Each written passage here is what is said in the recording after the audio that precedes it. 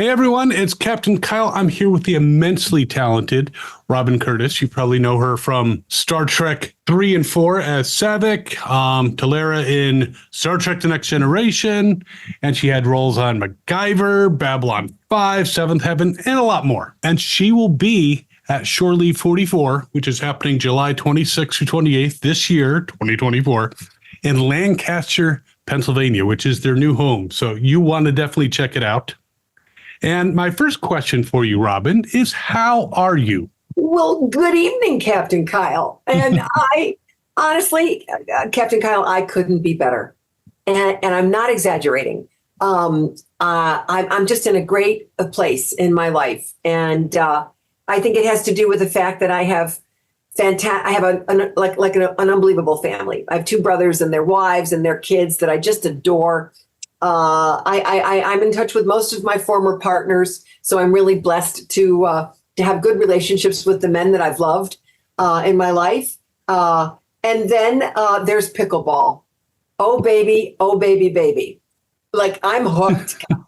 I'm so hooked. I play twice a day in the summer, and then of course there's the 40th anniversary of Star Trek: The Search for Spock this year, and I can't believe I'm celebrating a 40th anniversary of anything. Like it's awesome, and the years have flown by, and I'm so blessed to have been a part of it and to be getting out to see old friends like at Shore Leave, places like Shore Leave. The Shore Leave was one of my first ever conventions back in the day, and I remember, the fan run conventions are so special. And they have a family feeling, and they're intimate, and you get to do more fun things, and you get to know people a little better, and you're not rushed about. And so, they're a little more homemade. And so I'm really excited to go back and see my old friends at Shore Leave. Unfortunately, I don't think they have pickleball.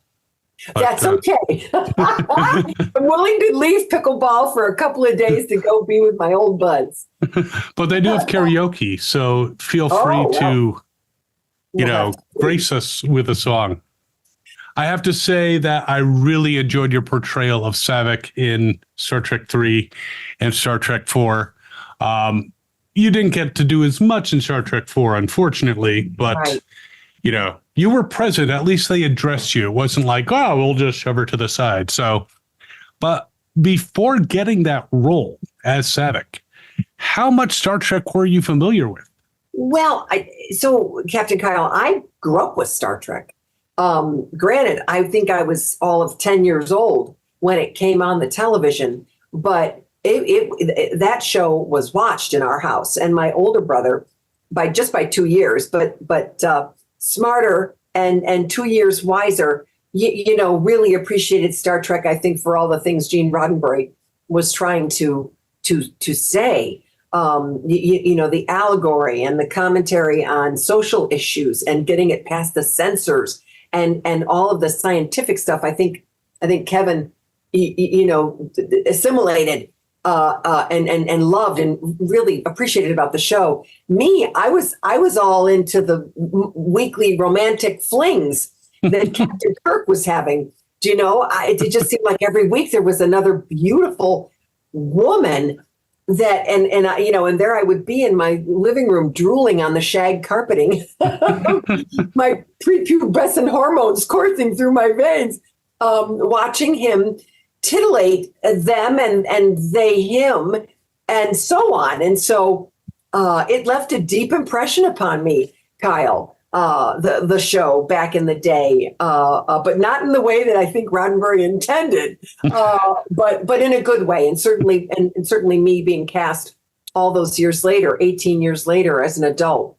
was a thrill because I did understand the popularity and the affection that people had for Star Trek, and I did know the cast members, somewhat, and certainly, had an appropriate amount of nervousness and respect to even be in the same room as Leonard Nimoy.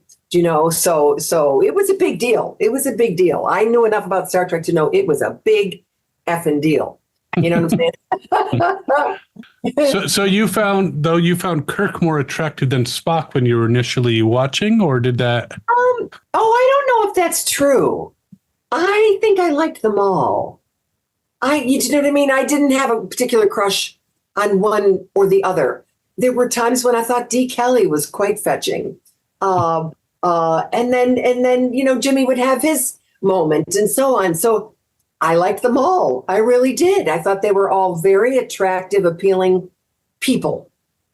And I loved I didn't understand what it was at the time, but I loved the chemistry amongst the ensemble.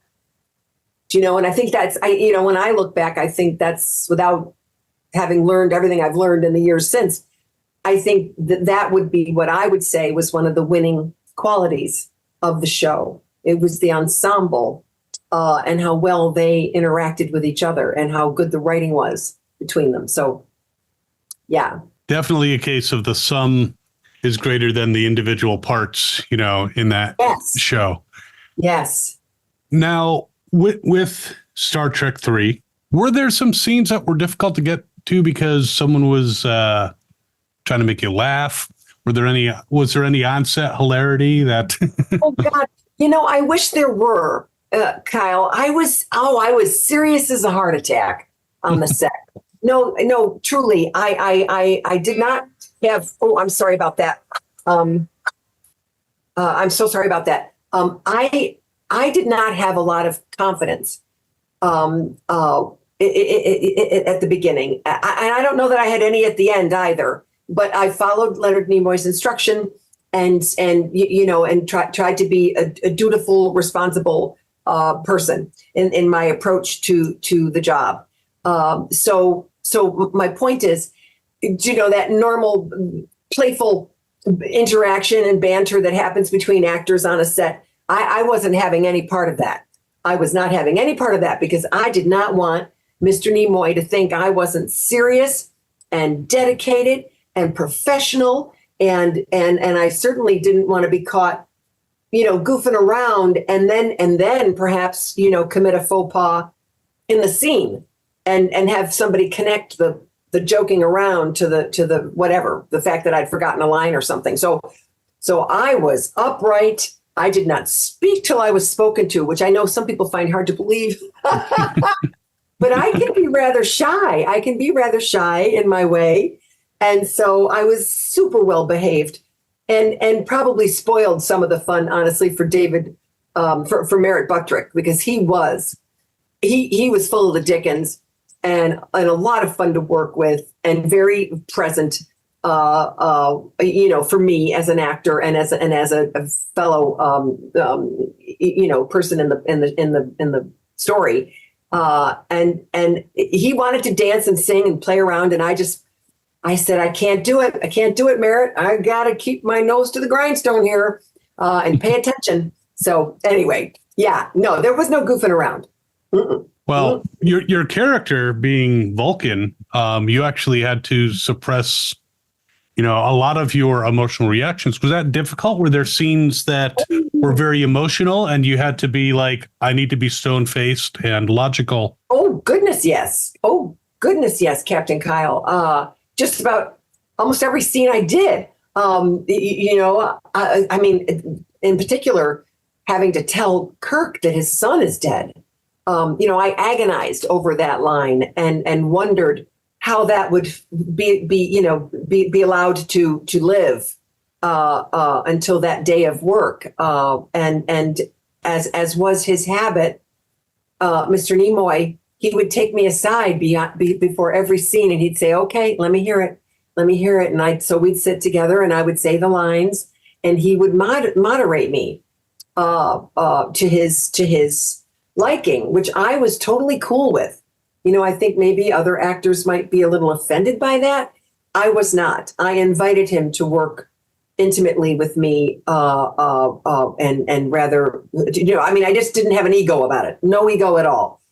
Play with me, make me, I'm Gumby. You make Saavik come out of me somehow because I don't know that I'm doing it naturally, So he told me to go home and practice speaking in the mirror without moving my face. And you can appreciate now that you've met me, like that's I can't, it's not possible. It's just not possible. So I thought I would near about explode working on the movie, being unable to emote in any way. And to certainly, you can't use your body. I'm a gesticulator when I talk. I use all of me to express myself. And so I felt quite paralyzed to some extent, and constipated, but I guess that's in the end, the result was what he wanted. So there you go. Well, I imagine, as an actor, you're used to wanting to convey that emotion, and this was kind of like the antithesis of your normal work habits. But correct.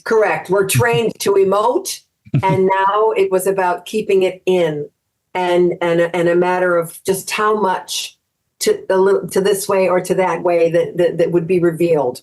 So yes, it was anti what do they say, counterintuitive. But you can't argue with the results, and being coached by Leonard Nimoy himself. Precisely. I mean, that is, I would be honored, were he still alive, to give me anything. Yes. and you had a great experience. But later you rejoined the Star Trek universe for a 2-part episode called Gambit for the Next Generation. Yep. How was that different? How was the atmosphere different? I don't know that the atmosphere was so different because it was a 2-part episode, Kyle. It was shot over 3 weeks. So it had the kind of time devoted to it, and the arc of the story felt more like a film than just episodic television. And the people involved were very skilled, very, very, phenomenal crew. And I really enjoyed getting to sort of refresh my connection to Star Trek and to work opposite, Patrick Stewart was just awesome. I mean, he is such a charismatic man that I remember this happened once with me with John Ritter as well, years earlier.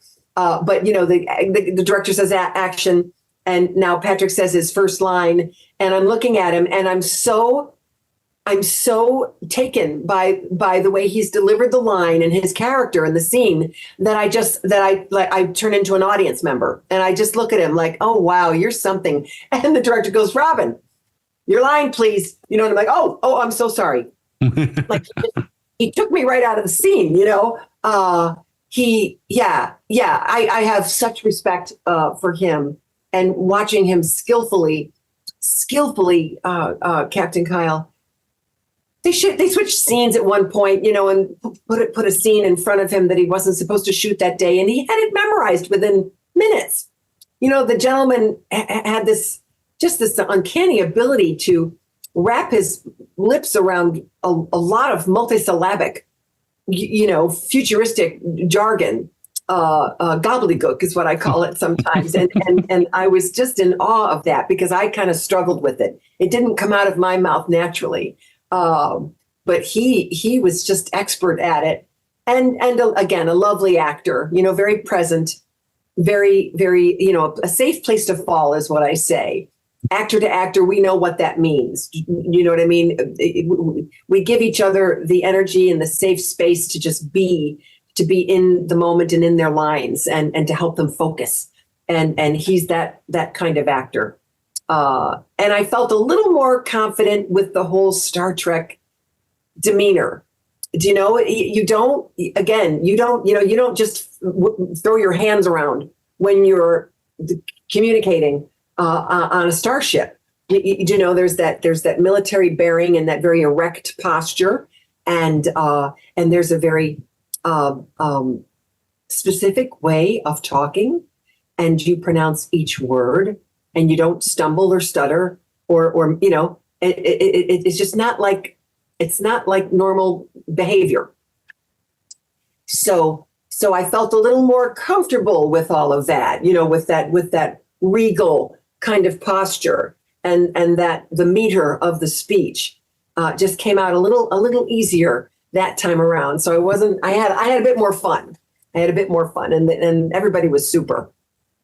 Well, that's great. Did they ask you about your time as Saavik? And, did they acknowledge that you were like in the original? Not really. Interesting. Yeah. Because I remember back in those days, the fans would say, well, so when are you going to be on the next generation? Like it was just a matter of me making a phone call. And I tried to sort of dispel that myth with them and explain that I had to audition like everyone else. And the once or twice or three times I ever did audition for the show, Captain Kyle, I didn't get any deferential treatment. No one acknowledged me when I came in the room that I had any history with Star Trek. And did I think that was a little odd? I did, but that's Hollywood. They don't tell you when you're done either. You just don't get another script. You just don't get another call, and you're like, "Am I finished? Is this the end?" For heaven's sakes, they negotiated 4 films for me. 4: Star Trek 3, 4, 5, and 6. And I think that was because, of course, when Kirsty came back, or when they wrote Star Trek 4 and invited her back to play the part, she asked for too much money. And so I think to avoid that from happening again with me, they negotiated those films ahead of time. And so I don't think it was completely, presumptuous on my part to assume, well, I might be in those movies.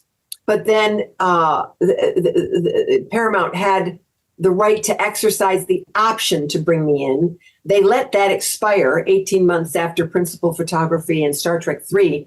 So now I didn't have any footing with Star Trek 4. They claimed I wasn't in the script. And then a few days later, when the option had expired and they no longer had to pay me that second film that they had negotiated, the amount, they said, oh, yeah, by the way, she is in the script. 4 days. We need her for 4 days and we're going to pay her X, which was quite a bit different than the Y that had been negotiated 2 years earlier. So they did, so they do kind of without explanation take creative liberties, with your character. And that's just something an actor has to embrace and accept.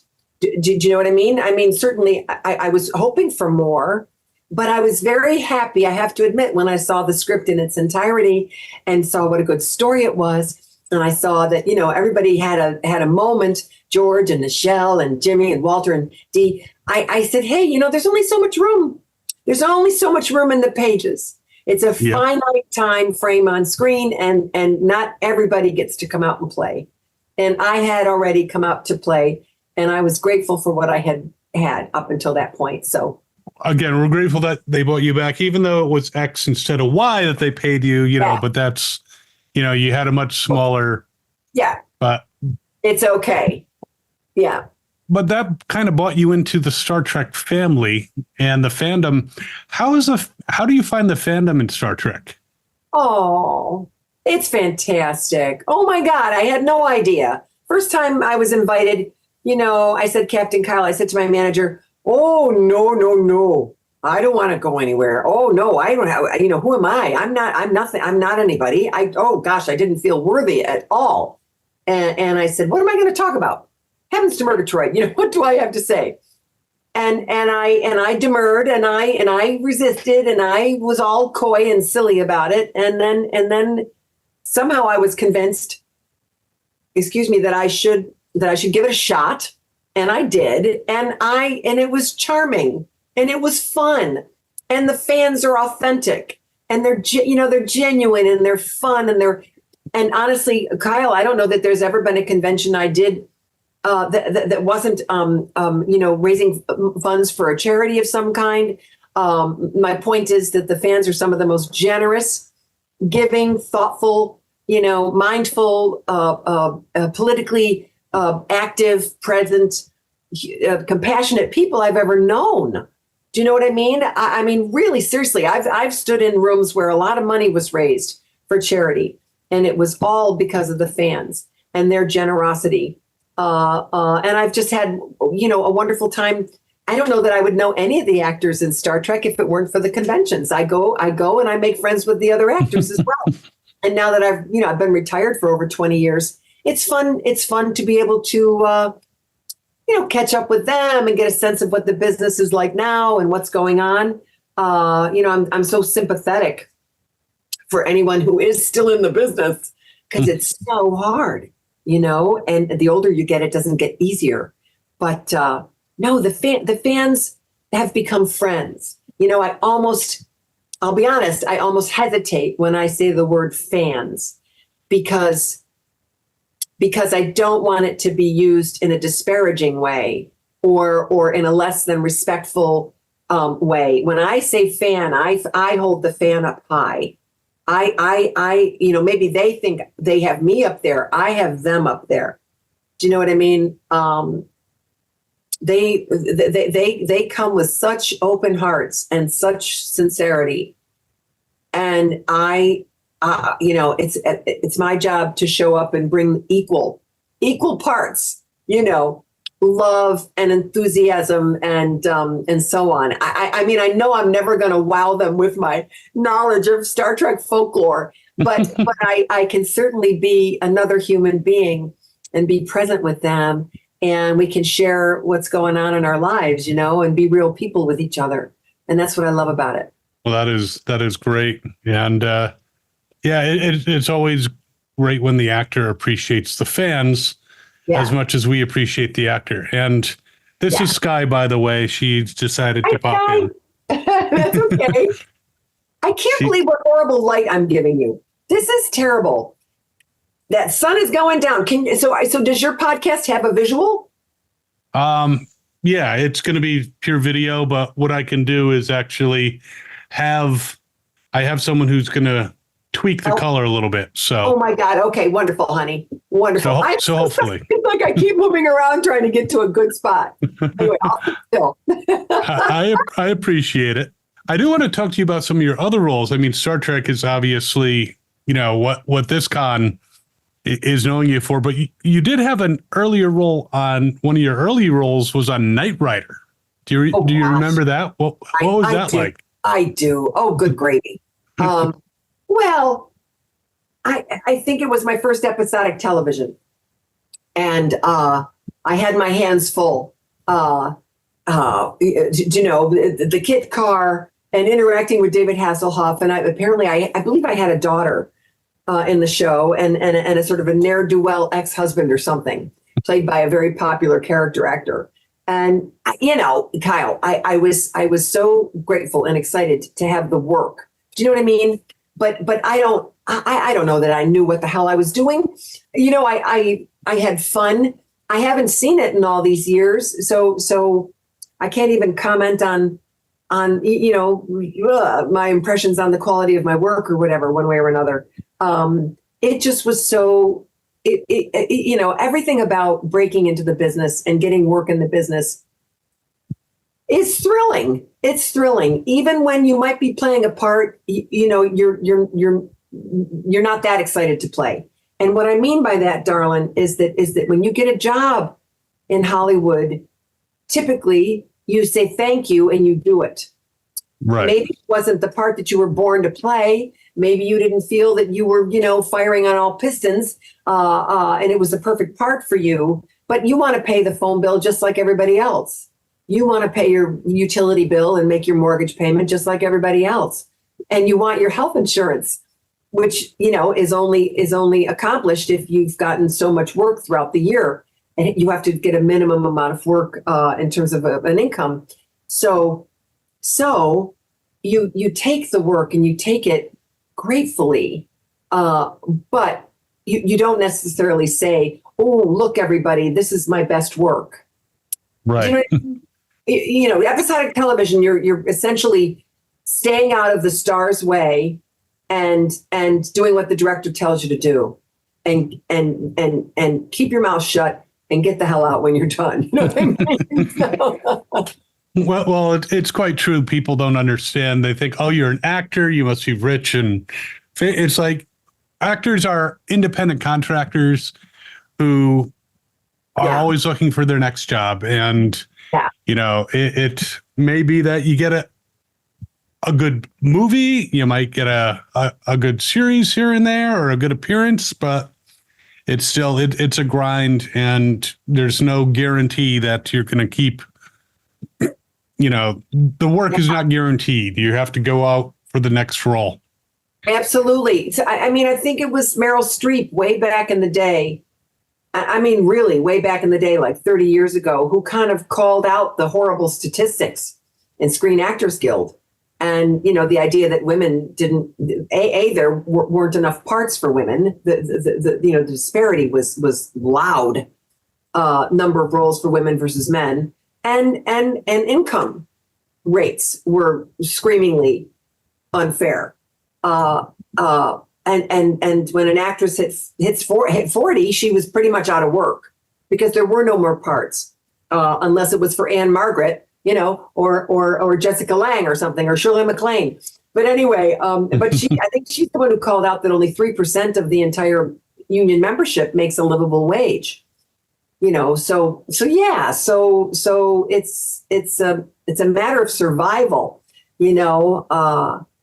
and not an easy business to kind of keep your wits about you, to try and do that, to survive. Absolutely.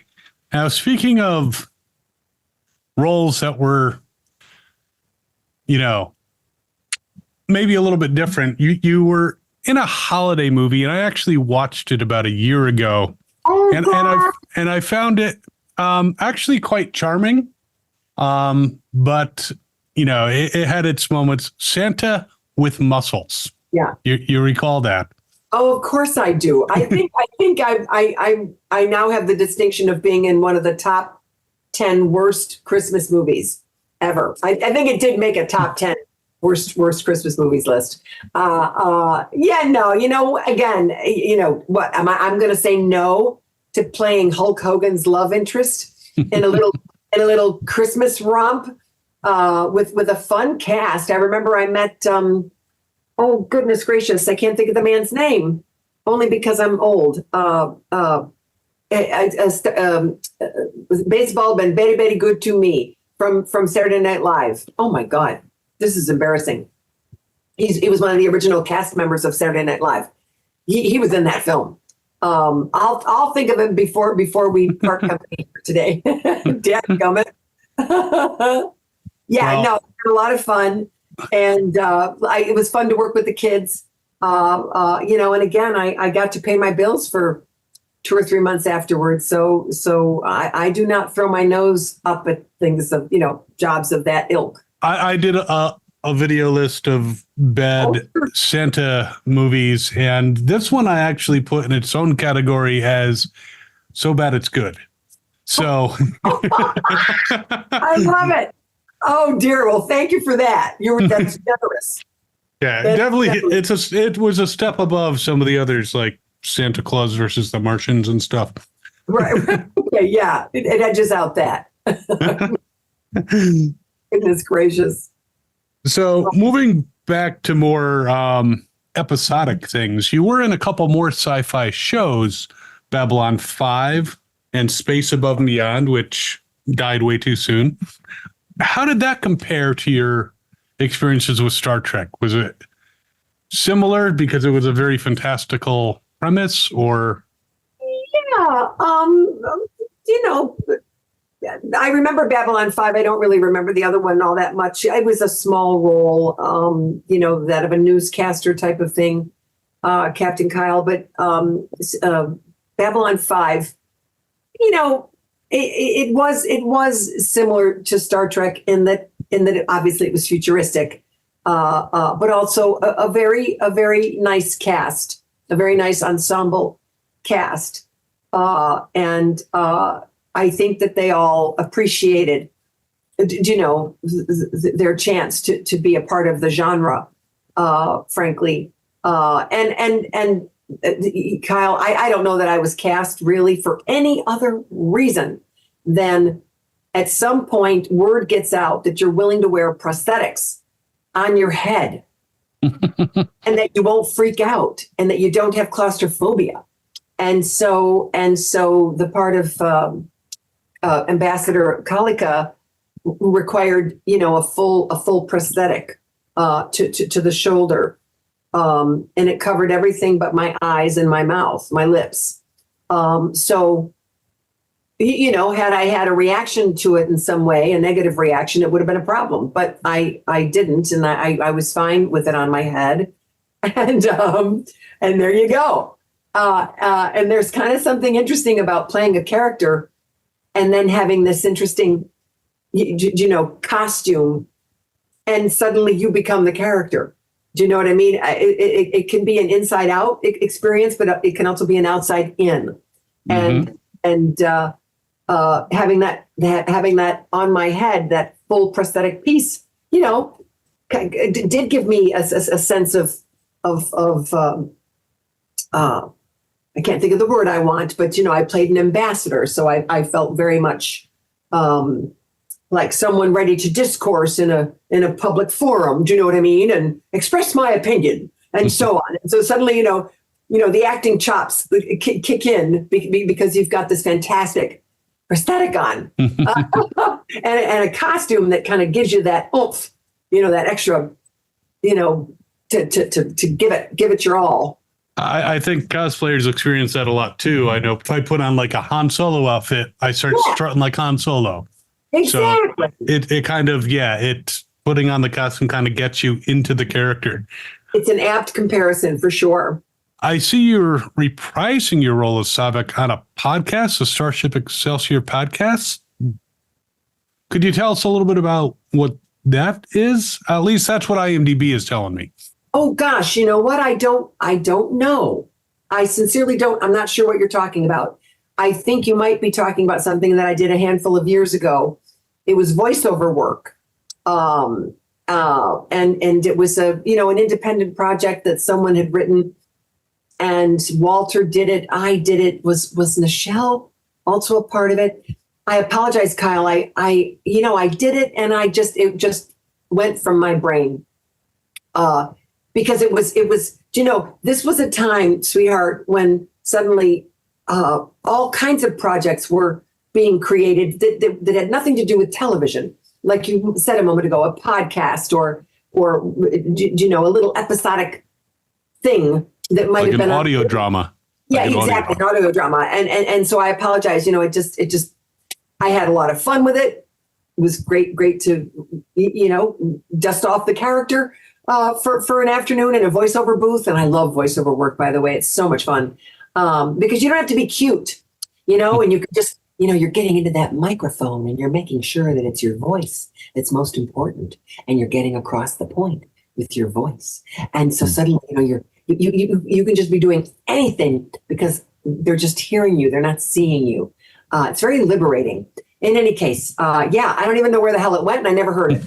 So, okay. Well, apparently it is out somewhere. Yes. And I mean, voice work can often take a long time to, come to fruition. If it's animation, the animation takes a long time. And even with the podcast, if it's an independent, they might have been going to various actors, and it's like catch can, Yeah. Well, and Kyle, you're being very generous here. The truth is, I don't tout my own work. Do you know what I mean? I'll do something, and then it's not like I look for it or I advertise it or I put it on Instagram or Facebook or something. I'm shy about it. I don't like to self-advertise. I didn't do it as an actor very well, and I suck at it as a real estate agent completely. I will not sell myself ever. No billboards, no grocery store carts, no bus stop benches. No, sir. No, I'm not buying a zip code to get clients. I'm not putting my card in your hand. No. I can't do it. Self-promotion makes me so uncomfortable. I don't even know what to say. I'm speechless. Yeah. Well, I don't want to make you uncomfortable, but I did want to ask you about Awaken the Reaper, which is in production. Okay. So it's a little bit of self-promotion here. You're so sweet. I feel comfortable talking about that because I have to say, the gentleman at the helm is so talented. His name is Dave Campfield, and he has written and directed. It's a very personal film, and he's written and directed it. It's a psychological thriller, and he found me. I don't know how he found me. I think he saw me do something on YouTube, maybe an interview or something, and felt that I would be right to play the character of the psychiatric nurse in his little thriller. And I had no idea what to expect. I didn't think he'd get the money. When he wrote and asked me if I would consider it, I said, well, send me the script and let me read it. And I read it, and I'm not even sure I totally understood it, to be honest, because it's dense with suspense, you know what I'm saying? And you're not quite sure what's happening at any given moment. But I thought, oh, I don't have to kill anyone and nobody kills me. And so I thought, okay, I can do that, and I didn't think he would get the funds, but he got the funds. And he, and I learned about all of this when I finally went to work with him on Long Island. We shot in Hop Hog, Long Island. And I could not get over how clever he was. He could make one property the site of a mountain retreat, like you thought you were in the wilds, the backyard, and they shot it in the backyard. The basement was a psychiatric ward, and on the first floor of the house there was an office, and that was my office. So in one location we found 3 separate moments in the film, totally separate from each other.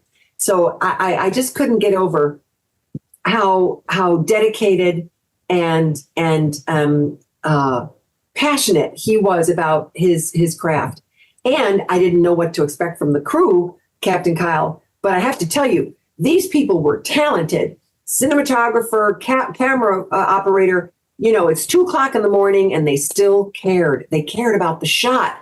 They didn't, never once, no matter how late it was, no matter how many times we had to shoot something, how little light was left, we did it. We got it done. They didn't settle for okay. They wanted the best they could do.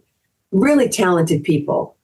So I was tickled pink that he pulled me out of ether. I was a little worried I'd be too rusty, but once again, the actors that he hired to work with me and me with them, they made it safe. They made it a safe space for me. They were lovely, and so I riffed off of them, and maybe we did. I had something like 12 scenes, and I just had so much fun. And I think it should be out later this year, I'm hoping. I don't know where. I don't know out where.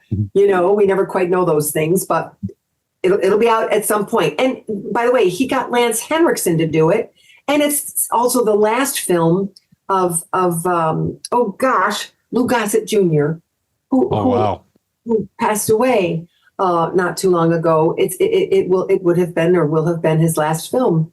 Yeah. So he found talented people, actors, sort of on the quieter side of their lives and careers, and pulled us out of the ether to work in this little movie. And I think he made a little gem. I look forward to seeing it wherever it is available. It sounds like a lot of fun. I don't want to take up too much of your time, but do you have anything you'd like to say to your fans? I just want to express my appreciation and my gratitude for showing up, all these years, 40 years. You've been inviting me to come out to play and be with you, and it's just been a privilege and an honor. And it's enriched my life in ways I can't even measure. Truly, the abundance is mine. And I've made great friends, and I've seen the world because of Star Trek. So thank you, Gene. Thank you, Gene Roddenberry. And thank you to all the people who kept it alive and appreciated it. And then, Kyle, too, I so admire the people who like Star Trek because inevitably they're also creative. They either write the book or the fiction that the film, they riff off the film, or they create a cartoon, or the costumes, the cosplay. I love the way it taps into their creativity. And then, more wonderful stuff comes to the fore. And that's so cool. That is so cool. Well, it is awesome that you are part of something that inspires so many people to be creative. And we're so glad that you're coming out to play with us again at Shore Leave 44. It's going to be a lot of fun. Again, for those watching, it's July 26th or 28th this year, 2024, in case you're watching this later, in Lancaster, PA. But just go to www.shore-leave.com. Perfect. Yeah. And you'll get more information. And Robin's going to be there, and a lot of other wonderful guests will be there. Yeah. And it's going to be a lot of fun. And there will be karaoke. Maybe we can get Robin to sing. That would be. I'm not going to guarantee it, but I'm not going to guarantee it either. That would be scarier to me than jumping out of a plane. No kidding. And I'm definitely not jumping out of a plane. Anyway. Well, I would do a duet with you if you wanted to, so I could support you in your musical endeavor. I'll consider it. It might be a date. Thank you for tonight. Thank you. Thank you for this precious time. Well, thank you. I do. Thank you. And I want to thank everyone who's watching for spending this time with us. And we will hopefully see you at Shore Leave or some other place. But I just want to say, as always, I want everyone to have fun and follow your fandom. There you go. Hi, this is Bonnie Gordon, and you're watching Fandom Spotlight. Make sure to like and subscribe before the self-destructs in 5, 4, 3, 2, 1. Just kidding. Have fun and follow your fandom.